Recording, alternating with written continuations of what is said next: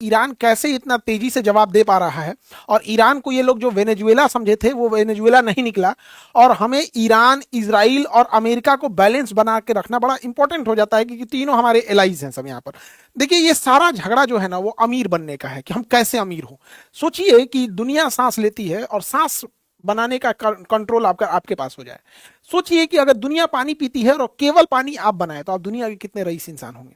तो अमेरिका यही चाहता है, टेक्नोलॉजी अमेरिका के पास है। आज सोशल मीडिया देखिए, गूगल देखिए, फेसबुक देखिए, ट्विटर देखिए, इंस्टा देखिए, सारा अमेरिका के पास है। तो जो दुनिया यूज करती है वो अमेरिका कंट्रोल करता है, टेक्नोलॉजी अमेरिका कंट्रोल करता है, हथियार अमेरिका कंट्रोल करता है। एक और चीज है जो पूरी दुनिया यूज करती है, वो पेट्रोल, पेट्रोलियम पूरी दुनिया यूज करती है। इसे समुद्र या जमीन से निकाला जाता है। आज देखिए पूरी दुनिया में जितनी जहाजें उड़ रही हैं ये पूरी फ्यूल यूज करती है, और ये बहुत ज्यादा फ्यूल यूज करते हैं सब।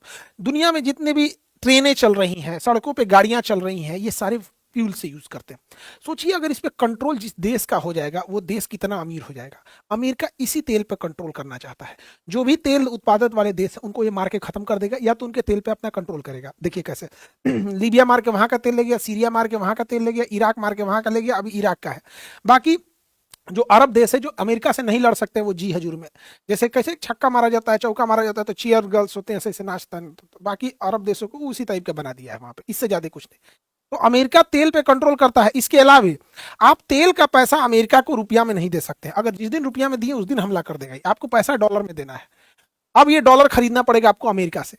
सपोज कीजिए कि अगर हम लोग ऐसा मैंडेटरी हो जाए कि हम जो भी अंतर्राष्ट्रीय व्यापार करेंगे वो पाकिस्तानी मुद्रा में करना पड़ेगा, तो हमें पाकिस्तान के आगे झुक जाना पड़ेगा, क्योंकि मुद्रा वो कंट्रोल कर रहा है। अगर हमें दुनिया में ऐसा रूल हो जाए कि कोई भी दुनिया अगर कोई भी व्यापार करती है, सिंगापुर रूस से खरीदे, जापान चाइना से खरीदे, जर्मनी अमेरिका से खरीदे, दुनिया में कोई खरीदे, लेकिन जो ट्रांजेक्शन होगा वो रुपया में होगा, तो हम कितने अमीर हो जाएंगे। तो अमेरिका ये दो नीति अपनाता है कि पेट्रोल हमसे खरीदो और पैसा तुम्हारे बाप देंगे, डॉलर में देंगे। दुनिया का कोई भी देश डॉलर में ही देता है। हम लोग भी पेट्रोल का भुगतान डॉलर में ही करते हैं। रसिया से खरीदते थे तो अमेरिका ने मना कर दिया, वहां हम लोग रूबल दे सकते थे वहां पर।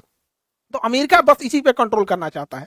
इसके लिए अमेरिका ने, दुनिया का कोई भी देश अगर अमेरिका के हिसाब से पेट्रोल नहीं दिया या उसके डॉलर को मानने से इनकार कर दिया तो अमेरिका उसे मार देता है। चाहे वो सद्दाम हुसैन हो, इन पे झूठा आरोप लगाया कि परमाणु बम है, लेकिन कोई परमाणु बम नहीं था, मार दिया। मुअम्मर गद्दाफी के खिलाफ इसने प्रोटेस्ट कराया, यहीं की पब्लिक को उग्र कराया, फिर सोशल मीडिया इसके कंट्रोल में है, मीडिया कंट्रोल में, इनको निपटा दिया। बशर अल असद को निपटा दिया। मादुरो को वेनेजुएला से रात 2 बजे इनको इनकी पत्नी सहित किडनैप करके उठा के ले गए। चल दुनिया देख रही है, कुछ नहीं कर सकती कि खामेनेई साहब को घरे में उड़ा दिया यहाँ पे। जबकि आप गौर करके देखिएगा, अमेरिका ने जब जापान पे परमाणु बम पटका था तो वो टोक्यो पे नहीं गिराया था, उसने नागासाकी और हिरोशिमा पे गिराया था ताकि बातचीत का रास्ता बदले। लेकिन ट्रंपा पागल है, वो कोई बातचीत का रास्ता नहीं देता है दुनिया में। लेकिन 2 लोग को देखिएगा बहुत बहादुरी से लड़े हैं, एक जेलेंस्की और एक खामेनी। ये दोनों लोगों ने अमेरिका ने रूस से, इन्होंने जेलेंस्की नहीं डरा, अमेरिका ने कहा कि हट जाओ वरना मारे जाओगे, कहा मरना मंजूर है लेकिन लड़ेंगे।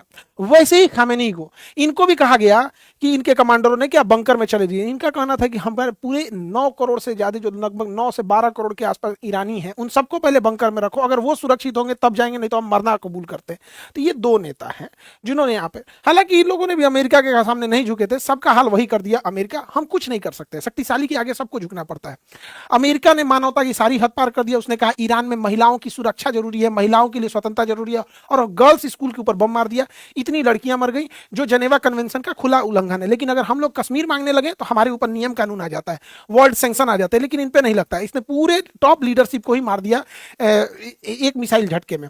और सबसे टाइमिंग का गड़बड़ी क्या है, अगर ये हमला 2 महीना पहले होता तो ईरान की जनता सड़कों पे थी अपने ही सरकार के खिलाफ, लेकिन ईरान ने उस समय विद्रोह को दबा दिया था। अभी क्या है कि रमजान का महीना है और इस समय एक धार्मिक लीडर को मारना, जिनका भारत से बड़ा अच्छा संबंध है, नरेंद्र मोदी गए हुए थे।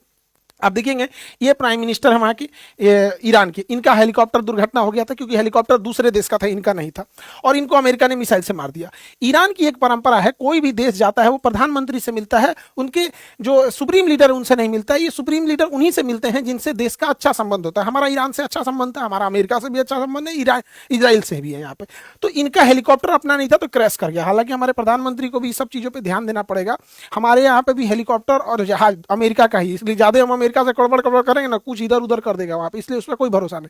तो रमजान के महीने में खमैनी साहब की हत्या वैसे ही है जैसे क्रिसमस के टाइम पे कोई पोप की हत्या कर दे। तो एक धार्मिक जो होता है चीजों का, वो एक अलग लेवल चला गया है।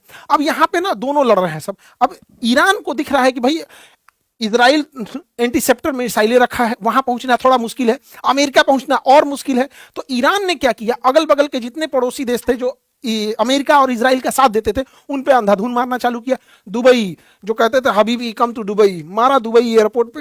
भारत का एक ज्योतिष जी दुबई एयरपोर्ट पे फंस गए थे अभी कि भैया ज्योतिष लोग फंस गए, ये तो अलग बात हो गया है, इन लोगों को तो सारी चीजें पहले से पता रहती है। लेकिन दुबई में एक चीज क्या अच्छा लगा, दुबई पे जब हमले हो रहे थे, उसके होटल्स वगैरह गिर रहे थे, तो दुबई के जो किंग है उन्होंने कहा कि कोई होटल वाला अपने मेहमान को निकालेगा नहीं और ना ही उनसे पैसे लेंगे, जो वो खाने पीने का ऑर्डर करे आप उन्हें खिलाइए। जब ये डिस्प्यूट खत्म हो जाएगा, युद्ध खत्म हो जाएगा, तो जितने मेहमानों का पैसा होगा उसको सरकार देगी। ये दुबई का था। इंडिया आते हैं।